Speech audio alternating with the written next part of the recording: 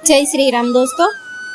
अपने आराध्य प्रभु श्री राम की निष्काम सेवा के कठोर व्रत का पालन करने में हनुमान जी अद्वितीय है। हनुमान जी का एक एक श्वास, उनका जीवन केवल राम काज के लिए है। उनकी वाणी राम राम के उच्चारण से निरंतर गूंजती रहती है। सीता जी की खोज के लिए हनुमान जी जब समुद्र पार कर रहे थे, उस समय जलमग्न मेनाक पर्वत ऊपर उठा और उनसे कहा कि विश्राम करने के लिए प्रार्थना की। तब हनुमान जी ने उससे उत्तर दिया कि राम काज कीने बिनु मोहि कहाँ विश्राम। हनुमान जी सेवा की मानो साकार प्रतिमा है। प्रभु श्री राम के प्रति उनकी सेवा निष्ठा के संबंध में यह कह सकते हैं कि जैसे बाण को चाहिए धनुष और धनुष को बाण, ऐसे हनुमान को चाहिए राम और राम को हनुमान। इसी बात को स्पष्ट करती है एक रोचक कथा। तो चलिए सुनते हैं ये इस वीडियो के माध्यम से। अयोध्या में प्रभु श्री राम का राज्याभिषेक होने के बाद हनुमान जी वहीं रहने लगे।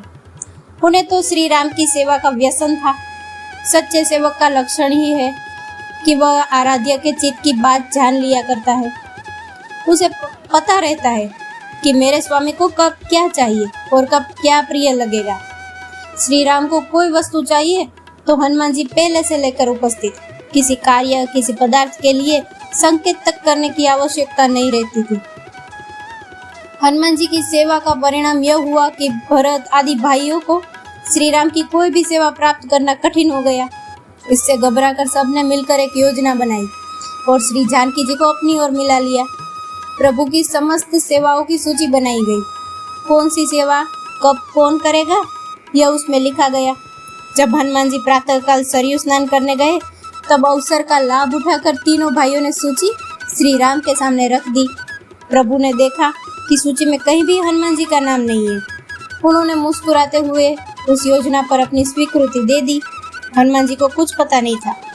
दूसरे दिन प्रातः सरयू में स्नान करके हनुमान जी जब श्री राम के पास जाने लगे, तो उन्हें द्वार पर भाई शत्रुघ्न ने रोक दिया और कहा, आज से श्री राम की सेवा प्रत्येक कार्य विभाजित कर दिया गया है। जिसके लिए जब जो सेवा निश्चित की गई है, वही वह सेवा करेगा।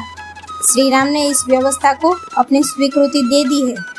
हनुमान जी बोले, प्रभु ने स्वीकृति दे दी है तो उसमें कहना क्या है। सेवा भी व्यवस्था बता दीजिए। अपने भाग की सेवा मैं करता रहूंगा। सेवा की सूची सुना दी गई। उसमें हनुमान जी का कहीं नाम नहीं था।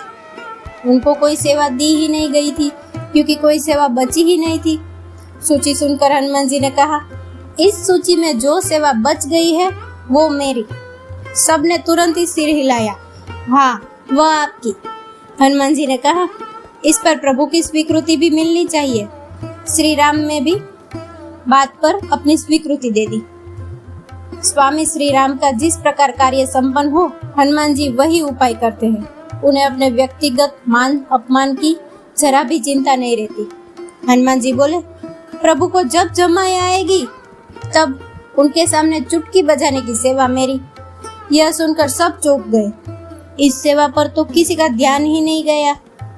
लेकिन अब क्या करें, अब तो राम जी की भी स्वीकृति मिल गई।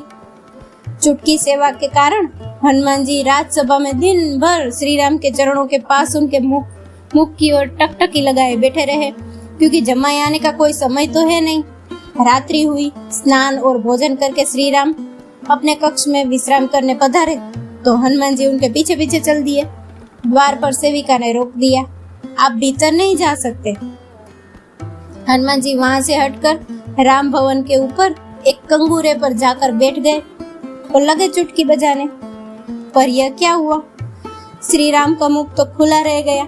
न वो बोलते हैं, न संकेत करते हैं, केवल मुख खोले बैठे हैं। श्री राम की यह दशा देखकर जानकी जी व्याकुल हो गई। तुरंत ही माताओं को, भाइयों को समाचार दिया गया। सब चकित होकर व्याकुल, पर किसी को कुछ सूझता ही नहीं। प्रभु का मुख खुला है, वे किसी के प्रश्न का कोई उत्तर नहीं दे रहे हैं। अंत में गुरु वशिष्ठ बुलाए गए। प्रभु ने उनके चरणों में मस्तक रखा, किंतु मुंह खुला रहा, कुछ बोले नहीं। वशिष्ठ जी ने इधर उधर देखकर पूछा, हनुमान कहाँ है, उन्हें बुलाओ तो। जब हनुमान जी को ढूंढा गया तो वे श्री राम के कक्ष के कंगूरे पर बैठे चुटकी बजाए जा रहे थे। नेत्रों में अश्रु झर रहे हैं, शरीर का रोम रोम रोमांचित है। मुख से गदगद स्वर में श्री कीर्तन कर रहे हैं, श्री राम जय जय राम, ऐसा करके। उस समय भाई शत्रुघ्न ने हनुमान जी से कहा, आपको गुरुदेव बुला रहे हैं। हनुमान जी चुटकी बजाते हुए ही नीचे पहुंचे। गुरुदेव ने हनुमान जी से पूछा, आप ये क्या कर रहे हो? हनुमान जी ने कहा, प्रभु को जमाई आए तो चुटकी बजाने की सेवा मेरी है और मुझे कक्ष में जाने से रोक दिया गया। अब जमाई का क्या ठिकाना, कब आ जाए, इसलिए मैं चुटकी बजा रहा हूँ, जिससे मेरी सेवा में कोई कमी न रह जाए। वशिष्ठ जी ने कहा, तुम बराबर चुटकी बजा रहे हो, इसीलिए श्री राम को तुम्हारी सेवा स्वीकार करने के लिए उबासी की मुद्रा में रहना पड़ रहा है। अब कृपा करके इसे बंद कर दो।